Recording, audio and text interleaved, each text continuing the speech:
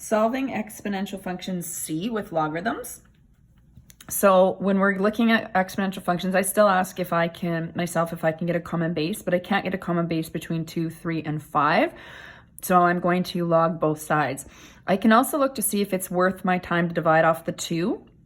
But this is 5, who has an exponent, so I can't divide off, well, I could put the 2 there, but I can't simplify it. So there's no advantage to doing that. So we're gonna just start by logging both sides. So we're gonna put our argument in there and log both sides. Okay, so now we're going to apply the log theorem. So these are multiplied together. So now I want to expand this by putting an addition sign between them. And here I'm going to move this out front. I'm going to apply the power law. Now it's really important that you put the x plus 1 in brackets because the entire binomial is multiplied by log 5. So we're going to end up having to distribute this or multiply that through. While I'm rewriting out this side, I'm going to move the x as well out front. So I get log 2 plus x log 3 is equal to 2. And here's where we're going to multiply this through. So x times log 5 is x log 5. Then 1 times log 5 is just log 5.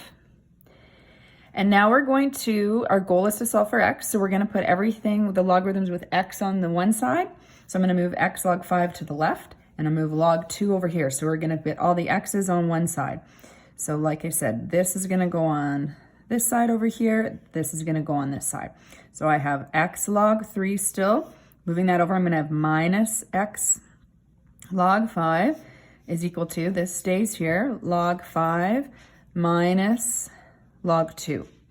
Okay, now what we're gonna do is I see x written twice here, so I want it written just once. So what I'm gonna do is I'm gonna factor out an x on this side.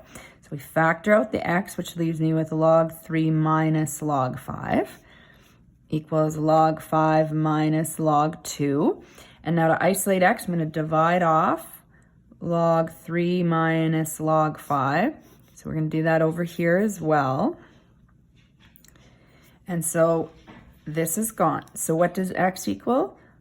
Log 5 minus log 2 divided by log 3 minus log 5. Now you need to put this into your calculator. When you're putting this into your calculator, I often will make sure and just equate the numerator first. So I'll put log 5 minus log 2 into my calculator, and I still want to make sure that I hit equals.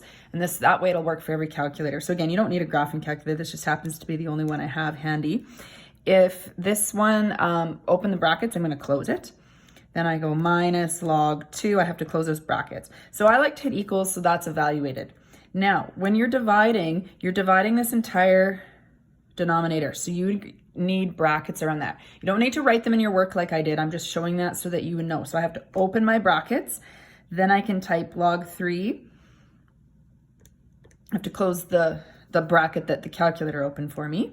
Minus log 5. Close the bracket that the calculator opened, but then close the brackets that I chose. So you may not have these individual brackets in your work, which is fine, but you do need your entire, like I have written here, denominator. So when I hit equals, I get negative 1.7937 as an answer for x. So x is equal to negative 1.7937. There's no extraneous roots because, again, you're solving for an exponent. So that is your x value there.